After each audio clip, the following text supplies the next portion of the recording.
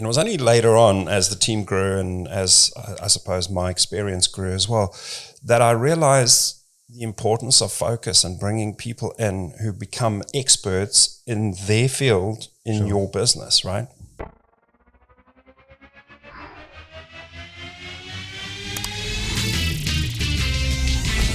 Welcome to the Action Playbook. I'm Jason Fox. And I'm Coach Robin. And we are helping leaders take action in life and business. Oh, what do you think? Should we record a podcast? Let's do it. I'm ready. All right. Shall we call it the Action Playbook and we'll call it episode 10 and we'll talk about focus? That's such a great idea. Let's do it. Well, let's get focused. All right. Welcome back to the Action Playbook, episode 10. Yeah. And, I decided I wanted to talk about focus now because, and going back to my own story, when I first started out, it was just me and my two mates, and we did everything, right? We did the work that had to be done. We did the admin, we did the invoicing, we did the sales, we just did everything, right? Mm-hmm. And then slowly as the team grew, we brought people on, but there was still this kind of idea of bring people in and everybody still does a bit of everything. Everyone covers everyone. So if I'm not there, somebody else can do a quote and send it out. And it was only later on, as the team grew and as I suppose my experience grew as well, that I realized the importance of focus and bringing people in who become experts in their field in your business, right? I feel like you're talking directly to me because obviously this will go live on the day that it's probably the first, which is the launch of my new business, Quantum Asset Finance. So Jason has been all of those things to all people, and now I've got this business with business partners that already have people in places that do marketing and different things, and I'm like, can I just grab that? Even over the last week I've been working with them, logos and stuff, can I just grab that and we'll get it done? I'm like, no, they've just got this in front of them and then they're going to do it. I'm like, but I can do it. Like, I can get it out. And I'm going to have to let go. Like, it's okay. But in that too, I'm like, but then I have to pay that person to be doing it. And I could have just done that in like half an hour. But yeah, focus. Go. How do I earn my money? I write finance. Go and write some finance, right? Yeah. And now through my coaching experience, I've also come onto this idea of the cycle of a business. The ideal cycle of a business is where you've got the owner looking after the team looking after the clients looking after the business, and then the business looking after the owner. And 9 out of 10 business owners that I start working with, they are literally that. Everything to everybody. They're looking after the team, they're looking after the clients, they're looking after the business, and they're looking after themselves. Correct. And it's just that's what creates a lot of chaos in the business. Yeah. And so very often, the first thing we do is we look at what are the areas that we can let go of and bring people in that are good at doing that, or maybe even qualified to do that in a lot of cases. And it reminds me of my favorite Brad Sugars story. So Brad Sugars was the founder of Action Coach, and when he started out, he was just by himself, as a lot of us are when we start out. And he took an office space, and the space was big enough that he could fit 4 desks in. Even though it was just himself, he went and he bought 4 desks, and he put the 4 desks in, and he did something really clever. He actually created each desk as a designation of his business. Sure. So that one desk would be for sales, one would be for marketing, one would be for finance and admin, and the other would be for coaching. And what he would do is he'd actually move from one desk to the other. And that was his way of being able to stay focused on what he needed to do at that particular time in the business. Yep. And he was able to then create the right spaces in time and also physical space for him to stay focused. So when he was sitting in the marketing desk, he wasn't picking up the phone and coaching a client. He would move to the other desk. And an unintended consequence from doing that was he could start to see where he was spending more of his time.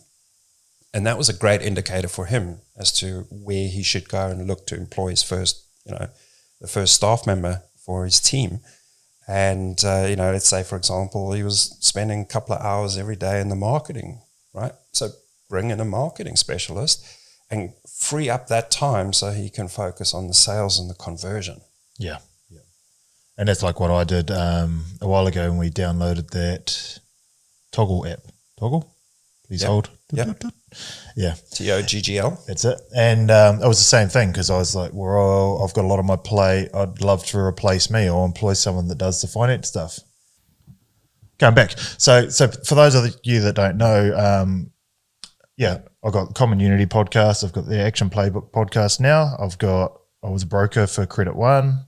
I did my business license so I could broker business sales. We started Action Membership together, this program. I've got another business called Common Unity. Profitable Pathways. I can't even remember all the stuff that I do. And the thing with all those businesses, what I found was I was busy constantly, and I thought, right, I need to replace myself. I need a finance person sitting at that desk, and to have a successful finance person sitting at that desk, we're probably talking about a 6-figure role. So I went through and I toggled my week out, and when I sat down and looked at my week, I was spending about 8 hours of that full week actually doing the finance. So if I'd have gone out there without tracking my week and brought someone in for that role, right, I would have been wrong. Right. But when I started looking at the podcast, the daily posts, all that sort of stuff, it was far more time than I spent actually on the deals that paid the bills. Right. So I could bring someone in at $25, $30 an hour, potentially, for probably 25 hours a week to take care of all that stuff, write far more deals and be far more successful. Yeah. And that's ultimately what we've learned, and hence Quantum Asset Finance. Yeah. Credit One is now in the past, and as of now on, we are Quantum Asset Finance. We've got business partners and those people and teams that I now need to let go and say, all right, I understand I'm paying you for that, but I'm going to come over here and earn my money in the business, and we're going to work in harmony. Yeah. What I find a lot in the trades industry, the trades clients that I work with, and that's very normal, by the way. It's not an unusual situation that you found yourself in. Very often I find when we do the time study, my clients are often really surprised at where a lot of their time goes. And what I find with the trades is they're very much in that same sphere, right? You've got a qualified electrician, for example, and that electrician is running around looking for new business, then running around quoting that business, then doing the actual work. And then it's like the teeter-totter of business, you know. Come home, the bookkeeping at the end of the day as well, the invoicing, chasing up the bad payers. Yeah. And then even the weekends is taken up with emergency runs or admin, right? Yep. And so invariably, and this is a challenge I want to put out there, is, you know, if you don't have an admin person, look at what your time spent is on admin, because that's not somebody that has to be qualified, right? It's a crying shame to have a qualified person sitting there doing admin. Now, I'm not playing down the importance of admin people in a business. Right? I actually think they're some of the unsung heroes in every business, but you don't need a qualification for it. Yeah, well, if you charge, what Robin's saying is, if you charge yourself out at $110 an hour because you're a qualified Sparky, it's a stab in the dark. They might be more, they might be less. But you're $110 an hour, and you can employ someone for, again, $25, $30 an hour to sit there and do your bookkeeping, probably far better than you, because they're an admin person, probably enjoy it. Go and earn your $110 an hour and pay that person $30. Yeah. Or bookkeeper. Just employ a bookkeeper. They don't even need to be employed by you. Use a bookkeeping service. Outsource. Yeah. Exactly. And so just coming back to the whole cycle of the business. So we were talking about how the business owner is looking after the team, looking after the clients, looking after the business, the admin, the invoicing, all that stuff, right? So the ideal situation, this is the ideal cycle for business, right, is where you have the owner looking after the team, the team looking after the clients, and then the clients will look after the business. Sure. So that's like the holy grail of the business model that we want to work for and we want to look for. So I think it was from Virgin. Richard Branson. He was very big about just looking after the team. Sure. If you look after your team, they will look after your clients the same way that they are being looked after themselves, which is what we want, right? Because we cannot do, as business owners, we can't be doing everything in the business, including looking after all of our clients.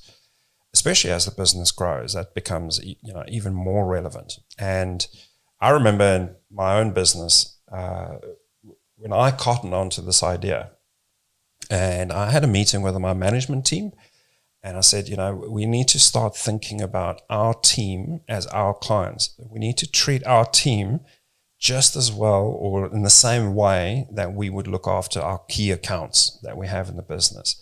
And if we did that, they would then pass that on and look after our clients the way that we would be looking after them, because that's the culture that we have in the business. And that worked really well for us. Worked really well. It was one of those watershed moments where the business shifted and then started leveling up when we started having that approach. Yep. I was listening, actually, on the bringing people in, and I think that's still on track with what you're saying, but it's on my mind, so I want to say it. You go, Jason. So when you bring someone into your business, say it's a finance person like myself, I can't assume that I'm going to bring someone into my business and they're going to do that role at 100% the same level that I was at. So when you start bringing someone in that high level type role, you may need to assume when they start, they might come in at 60% of the capacity of what you were doing that role to. So you want to be able to look at your business and say, right, if I'm to hand this specific role over to that customer and then walk away from doing that role, will my business still run at 60% of that value? So when it's that low, not discrediting anyone's roles, but a lower role like an admin or something like that that's not generating the income into the business, that's a pretty easy place to start employing while you can level up that other stuff, which gives you the more time to then bring in maybe someone who might run at 60% so you can get them to 70%, 80%, 90% before you start pulling away. Because, if you're in a sales-based role and you walk in and go, right, I own 100% of the income, and you bring someone in and go, right, that's your job now, and you walk out of your business and assume they're going to do 100% of the business, it's not going to happen, is it? Yeah. Yeah, it's a very good point. And I often talk about, bringing a new staff member as an investment. Often we bring in the new staff member to help lessen the load, but in the initial phases, it's going to be harder work because you're having to spend that time with that person, teaching them, explaining your processes, the way you want to work. But if you just look at it as an investment instead of just a pain in the ass, which, a lot of people think of, it's like, why am I doing this? I'm working even harder now than before I brought this person in. Think of it as an investment, because down the line, once that person's up and running and they're in the zone, and maybe even gets to a point where they're doing the job better than what you were doing or was hoping it to be done, your return is so much greater. Yeah. The way to look at it is that you're buying back your own time. Yeah. Right. So if you're doing everything, well, let's buy back my time. So you've been employed. I've purchased my time back here, so I can go and earn my, invest in the business over here using that time. And that's a great segue to the next point, which is we need to be working on our businesses. And we just don't see this enough in businesses out there at the moment. Not enough time has been spent working on the business. Yeah. And, and I always come back to this. If let's say, for example, you're spending 20 hours a week on admin, right? And we bring an administrator in. That 20 hours that you've bought, and you're 100% right, it's the only way we can get more time is because there's only 24 hours a day. It doesn't matter whether you're the king or business owner or, a little kid at school. Everybody gets 24 hours in a day, and that's it. It's what we make of that time. So if you bring an administrator in and I give you that extra 20 hours a week, right?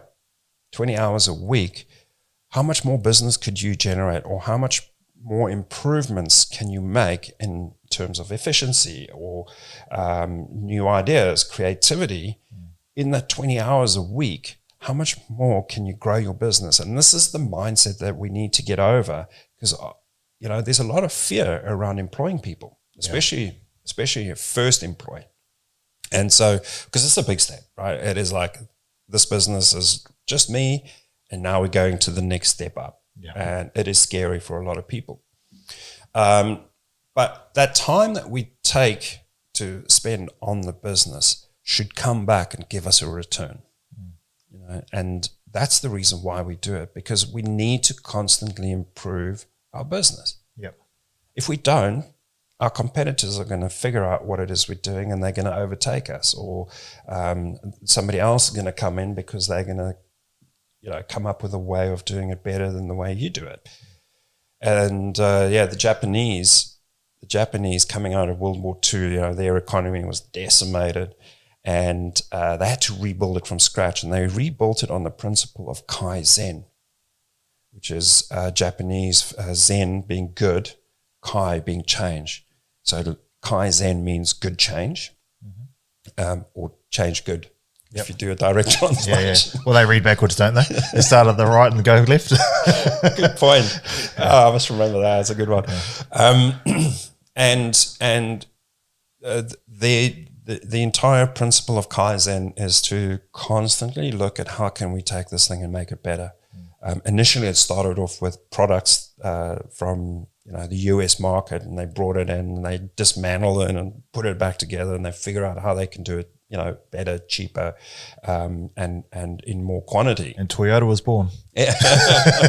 There were a lot of companies born, a lot of brands that we know now was born in that time. Yeah. But yeah, the Kaizen principle of constantly improve. If you're not growing, you're dying. Like the old tree. If you're not growing, you're dying. Yep. So how do we create the time to spend on looking for those constant improvements?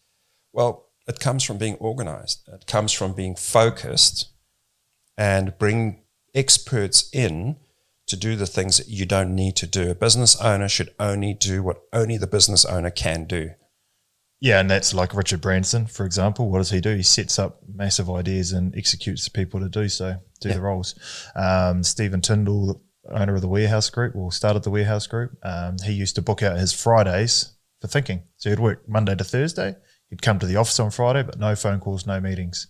And he'd sit there and think, and clearing your mind from all those distractions gave him the focus of, maybe we should start bringing in food, or maybe we should start selling alcohol in the warehouse, or whatever it might have been at that time.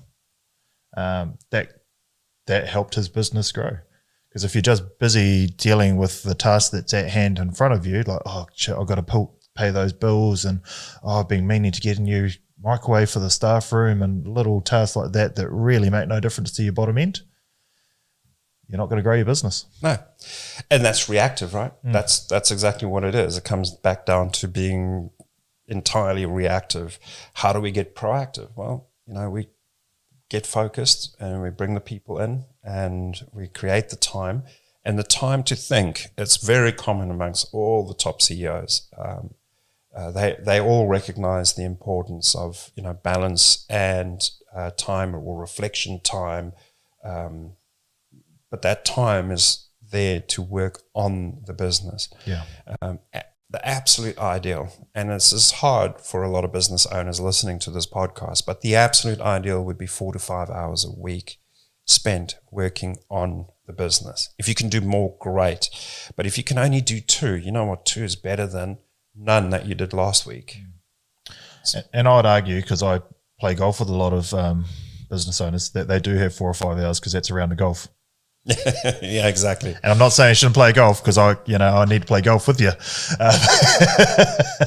But yeah, maybe we play golf once a fortnight and use that other game of golf on the previous week to just set that time aside, go somewhere quiet, and really work on growing our businesses. Yeah. So that in 2 years' time, we can play golf every day. Yeah. Yeah. So that's really the message for today that I want to bring in is, be proactive. Yeah. Take action.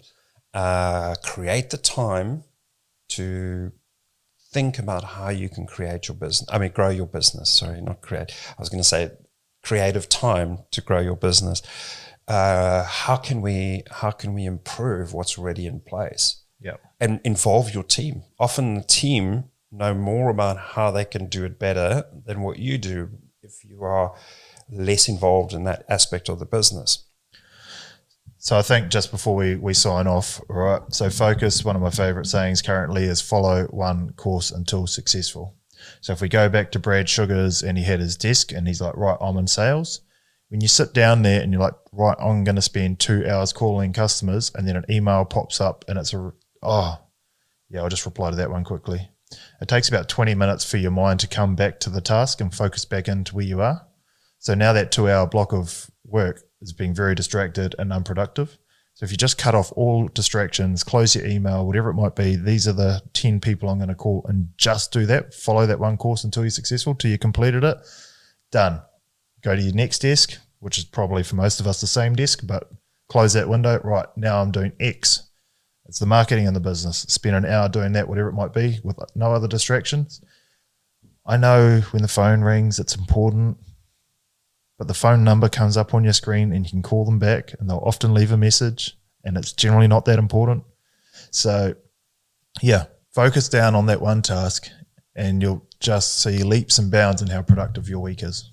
It's such a great message and a great way to end the podcast. I agree with you 100%. And that is how we bring the focus in. So good job, Jason. Boom. All right. So get out there and take action. That's it.